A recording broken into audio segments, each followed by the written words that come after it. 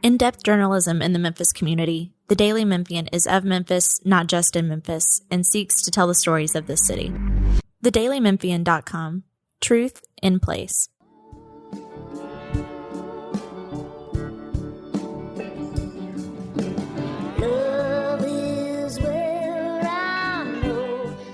I'm Eric Barnes with the Daily Memphian, and welcome to The Sidebar, a weekly show on the community, arts, culture, and more. Today, we're very pleased to be talking to SunAh Laybourn about the Asian American and Pacific Islander Heritage Month. So stay with us for a conversation with SunAh. And a special thanks to our sponsor, Youth Villages. Thanks for being here.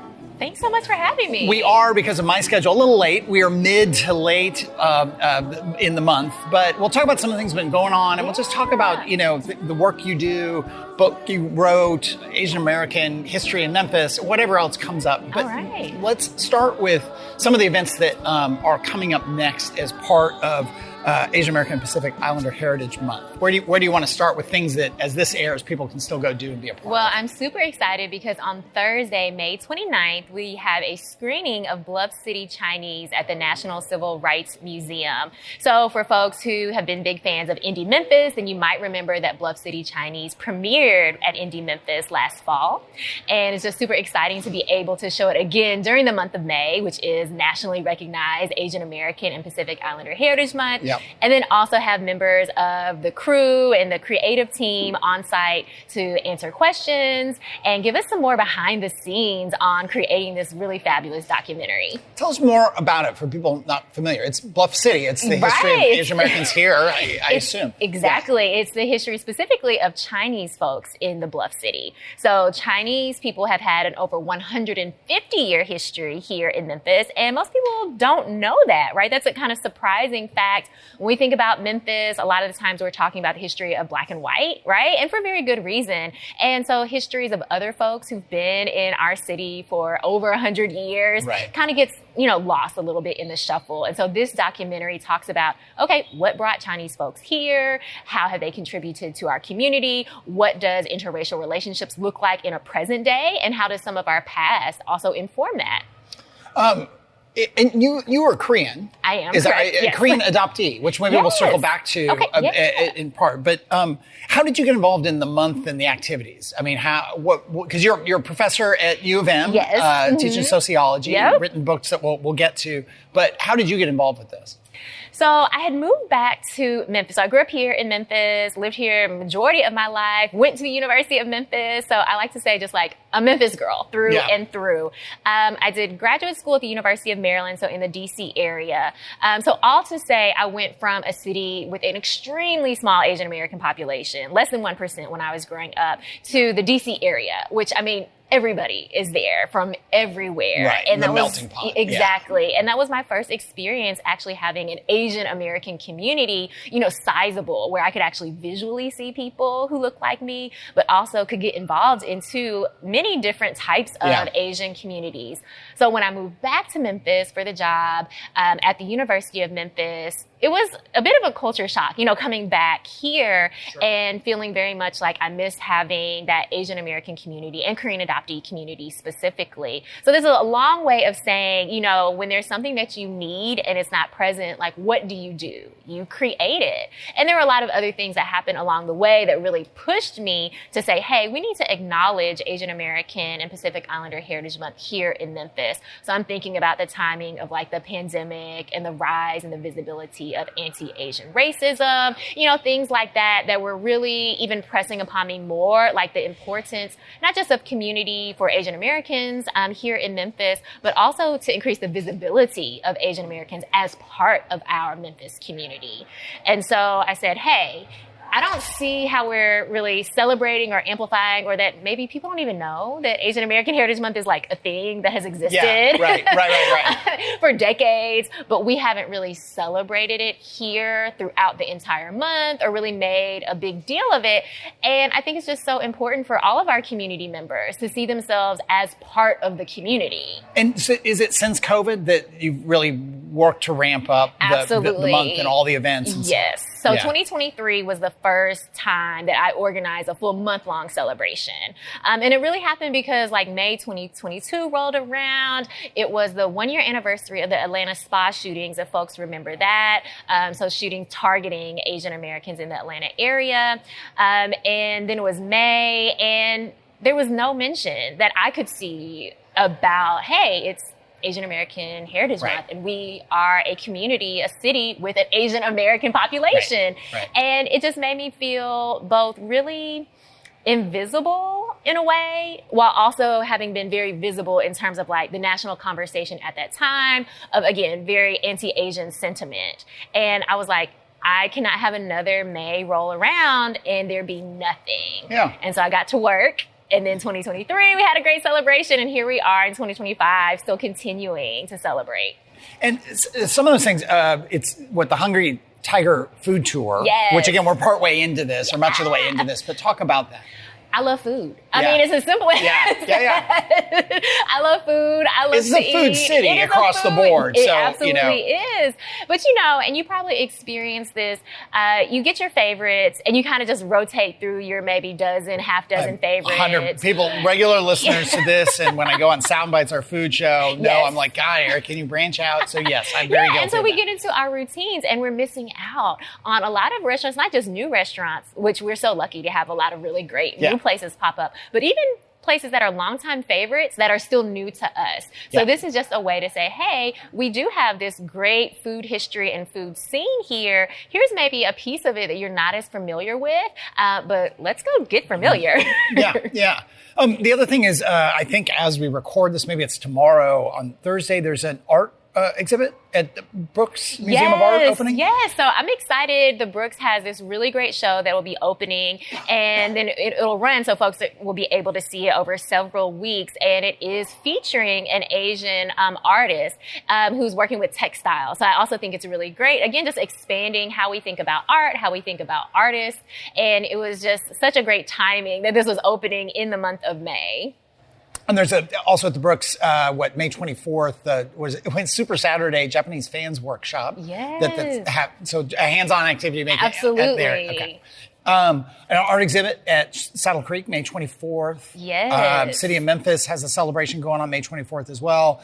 And then the end of the month in terms of the events associated with this, the Dragon Boat Festival, May 31st, out at Hyde Lake at Shelby Farms. Yeah, so we still have a lot. I mean, we Yes, are moving yeah. our way through the month, but there's still so much to see and do. So you haven't missed out. There's still an opportunity to jump in. I'm really excited. You mentioned the pop-up gallery at Saddle Creek. First, I just love how they're imagining space, right? And having artwork in some of their storefronts. But that exhibit will actually feature student artwork. So we do a annual K through 12 student art contest, and then the students who win their artwork, it goes on display. So we have it on display at Cosset for a few weeks, and then this year Saddle Creek was like, hey, we'd love to be able to feature these young artists as well, and it was a no-brainer. Like, absolutely, I think it's so important for us to really support, celebrate, and encourage our young artists, and this is just another way to do that.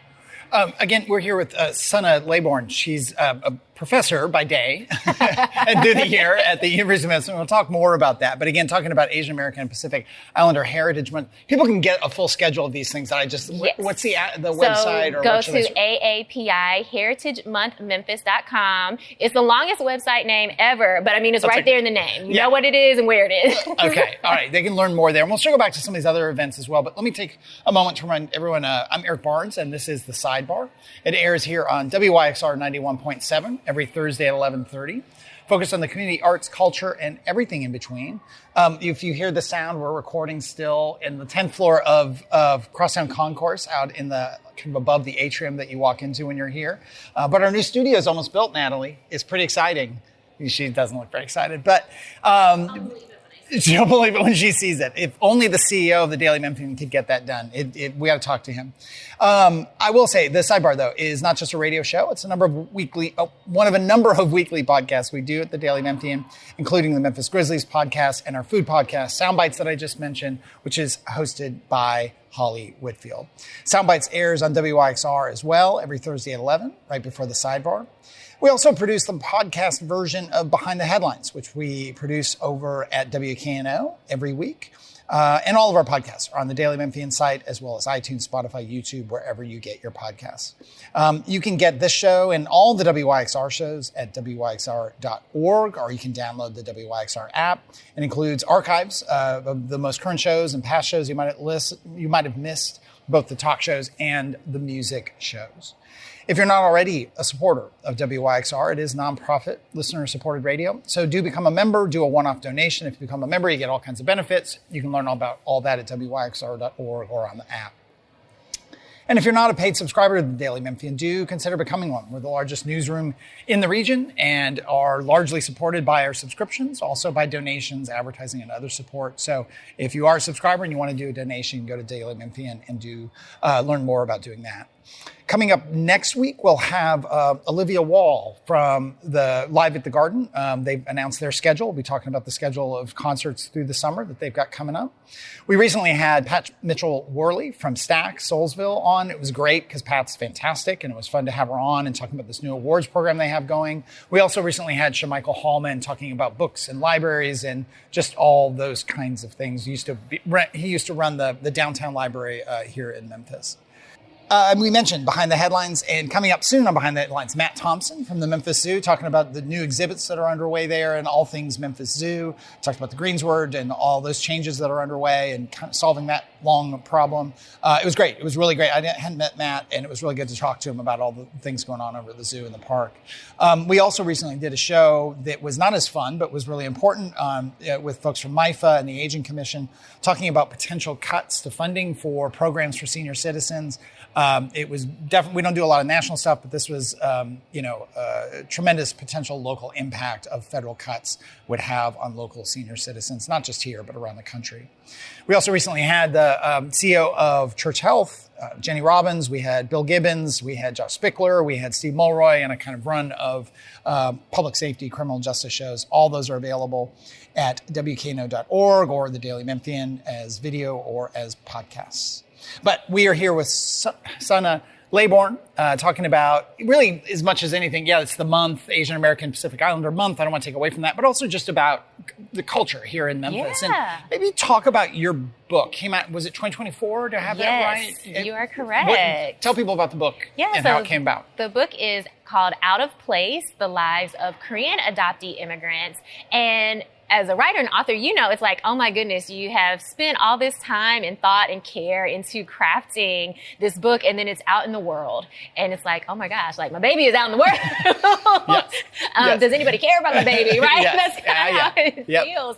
But it's really, so it is, drawing on my expertise as a sociologist and thinking about identity and community and belonging, but then also drawing on my personal experiences as a Korean adoptee and my own personal journey of identity and belonging, which is also very patterned among Korean adoptees as well. So having this experience of being born in a country, but then immigrating and growing up in another family, another culture, another country, and often being told that you are out of place in some of the ways that we often think about family or belonging or race or nation. But also how we create and are constantly creating our place, right? And so that is, in a very brief nutshell, what the book is about. With a Korean, and forgive me if I say this wrong, but I can remember, maybe it's just because, my kids are now in their 20s, and I'm kind of disconnected, at least for right now, in terms of people who are having babies or adopting, or there was a period of time it seemed like where Korean adoptions were really common, and maybe less so now? Absolutely. No, you're correct. And what is that? Is that a function of changes in Korea? In South, and we're really talking about South Korea. Right, yes. But is that a function of changes in Korea? Just there was a time when Russian children were adopted a lot, and those kind of seem to ebb and flow for all kinds of complicated reasons. Absolutely. I mean, exactly, for all kinds of complicated reasons, right? So first we have to think about Korean adoption as being the first institutionalized international adoption program, which a lot of folks don't know, but starting shortly after the Korean War. And again, the United States or other nations around the world hadn't really been practicing international adoption, not as, again, a formalized, institutionalized, systematic systematic process of family making. So that really happens as a result of the Korean War. And so as it becomes an institutionalized practice, then we see more, formalized ways to bring Korean children into the United States in particular, but other Western nations as well. And so it peaks in the 1980s. So very much there was a whole decade where it was quite common and very publicized that, hey, these types of families are being created. It's also very visible, right? So you see maybe a Korean child or an Asian child with typically a white family, and it's very obvious, like, hey, okay, this is a little bit different than maybe what I'm used to or accustomed to seeing. But once that process got formalized, then we see other countries also making those ties in the United States, also formalizing those pathways into the U.S. and into American families. Did some of it I'm just curious, some of it change as Korea became, coming off the war, South Korea was was not doing great, understandably. It then had this incredible growth and the growth of democratic institutions, growth in the economy. We think of now South Korea as this incredible powerhouse. Absolutely. Did that change things in terms of the need to have such a big adoption program? Yeah, you were right on the money. Okay. Absolutely. Right. Yeah. So that was part of it as well. Again, just the changing nature of the status of South Korea. And then something else that happens during that time, we have the 1988 Olympics that happened in Seoul. Okay. And North Korea actually very publicly saying, like, you have sent all of these children away, right? And so very much criticizing South Korea, bringing light to potential negative impacts of international adoption. And so that also kind of shifted the narrative, both globally, but also for South Korea as well, thinking about, like, quote, exporting children, right? Yeah.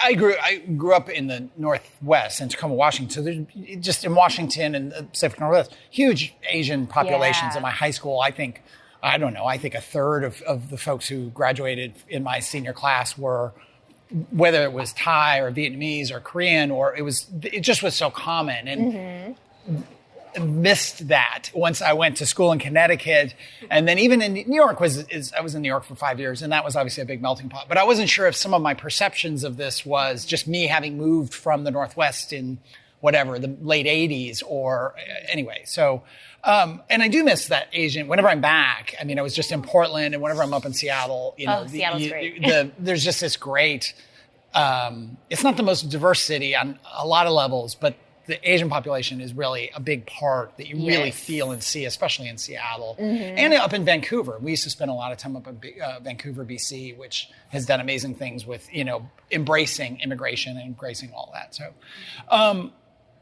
another book, maybe? We talked about this right before we got started. Maybe. Yes. I'm hoping so. Yeah. You just finished classes at I just finished classes at the University of Memphis. It's summer break. We are just as excited about it as students. And I really like to maximize my summer break. I know some folks like to take classes or teach classes, but for me, I'm like, all right, let's get into some new research or continue some research. So as we were chatting before we jumped on air, I'll be heading up to Nashville to dive into the archives at Fisk. I'm really excited because I had seen this little kernel of information that said after Japanese internment, of course, young folks wanted to either finish their degrees or start college, but a lot of universities around the U.S. wouldn't accept them back, right? So again, thinking about the time period, how folks were perceiving Japanese Americans, but some historically Black colleges and universities did accept Japanese American students. And so I was really curious, to what extent was that true?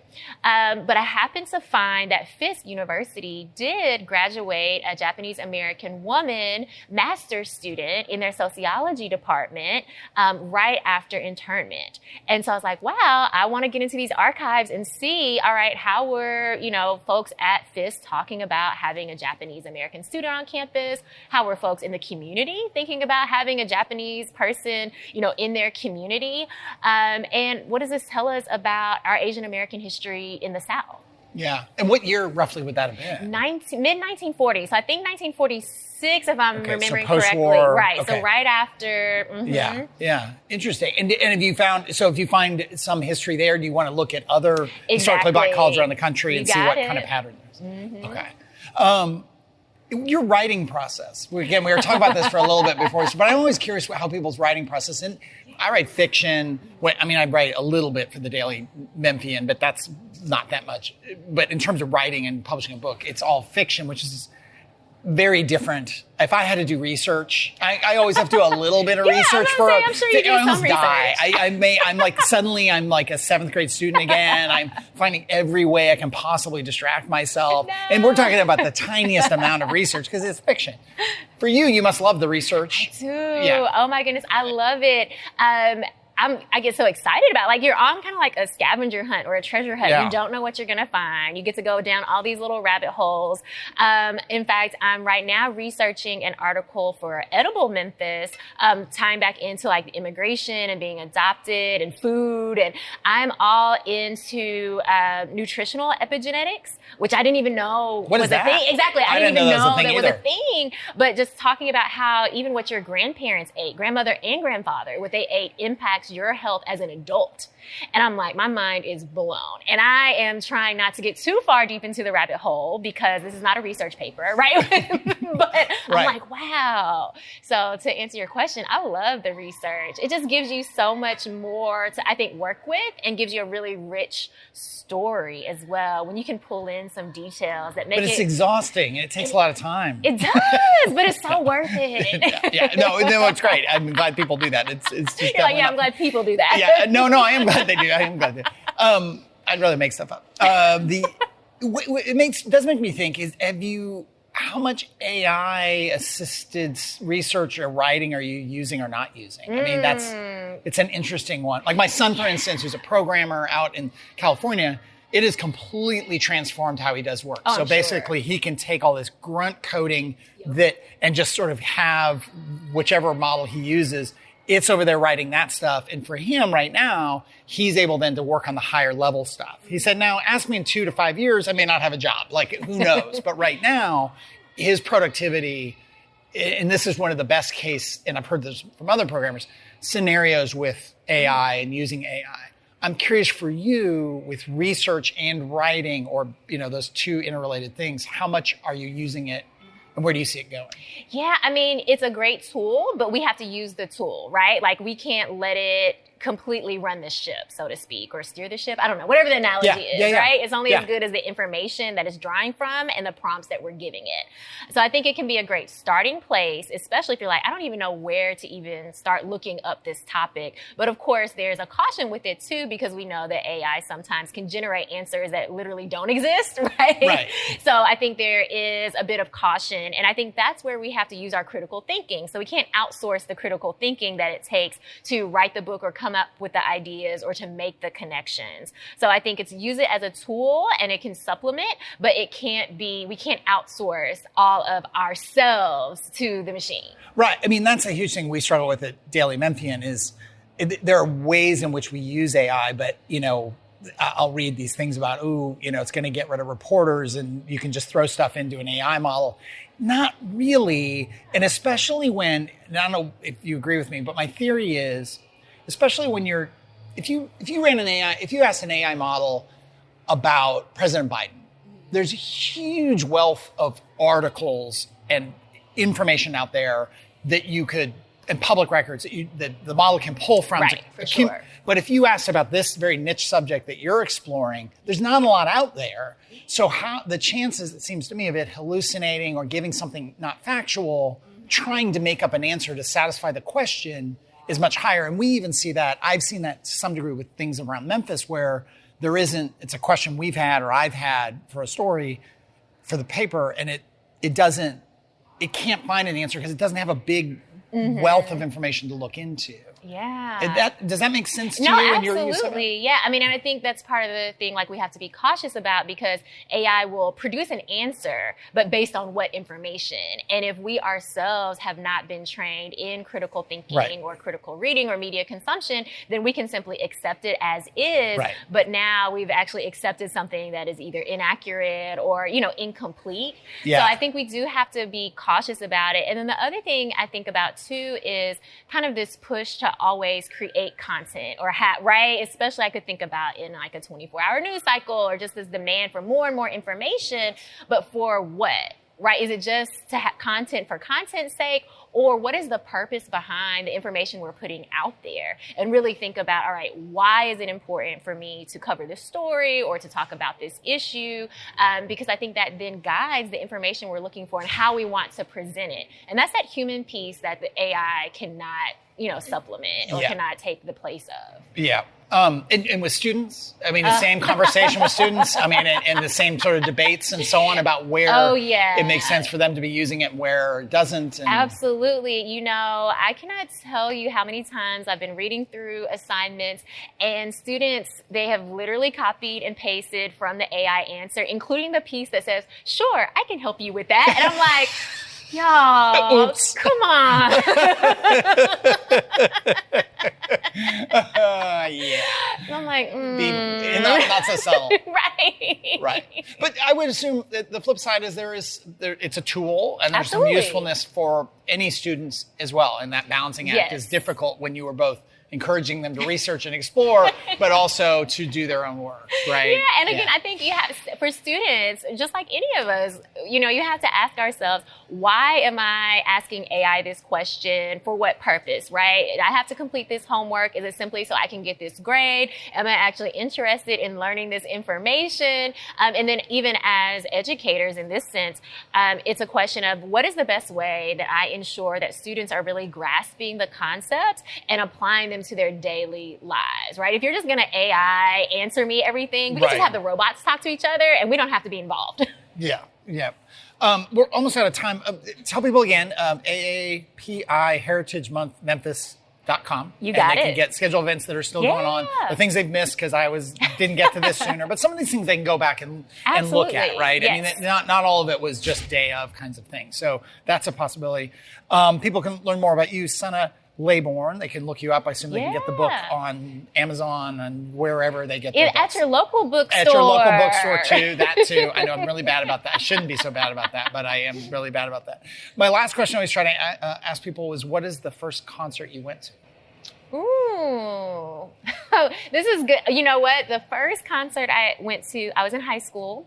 My best friend really was a super fan of Immature. That was in the era of the boy bands, right? Okay. And she was a super fan of Immature. They had come to Memphis. They were performing at maybe like a sisterhood showcase or one of the, conventions. And she was like, come with me. Like, we have to go. So I'm like, okay, sure. And she had made like this fan packets, whatever we want to call it. She was like, she wants to throw on stage like her fan mail. Wow.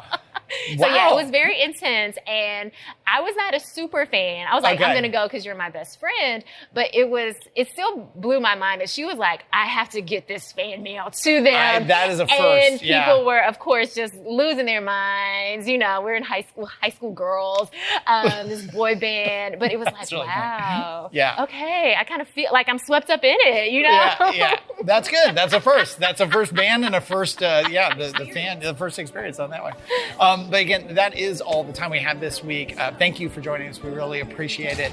If you missed any of the show today, you can get the full episode online wherever you get your podcasts, or you can go to the Daily Memphian or the WYXR site. But thanks very much. Next week, live at the Garden, and we'll see you then.